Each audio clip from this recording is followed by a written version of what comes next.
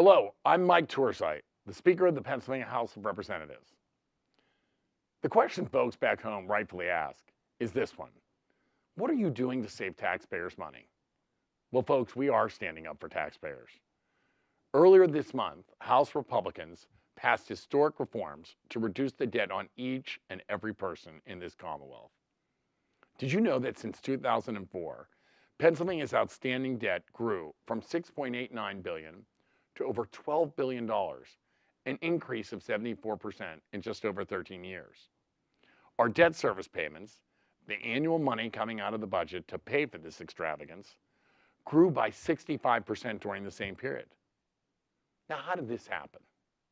Well, under former Governor Rendell, the Redevelopment Assistance Capital Program, or RCAP as it is often called, ballooned out of control.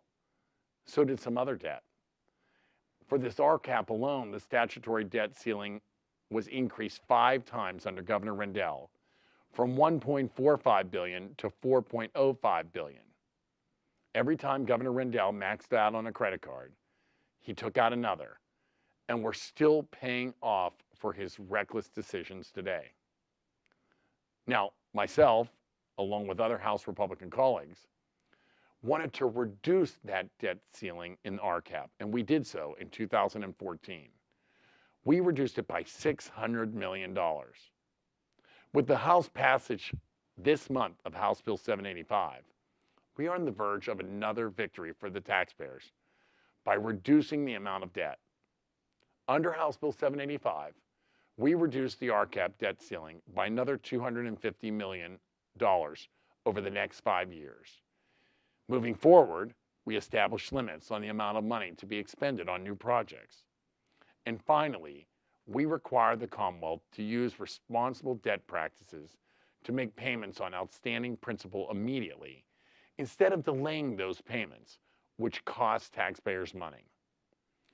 Under these 3 reforms, we will see the general obligation debt reduced by almost $5.3 billion over the next 20 years.